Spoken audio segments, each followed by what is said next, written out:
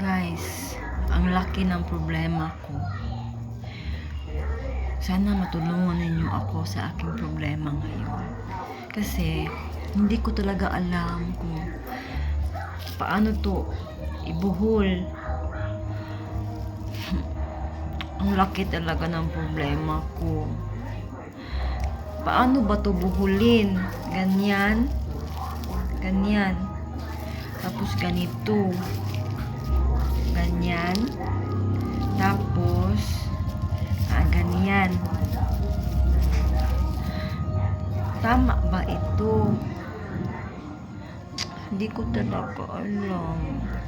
Hindi pa ako pwede mag-asawa pag hindi ako marunong magbuhol ng tamarin. Ng lemongrass pala. Hindi talaga siya maayos mabuhol. Paano to? Tulungan nyo naman ako. Parang awan nyo na.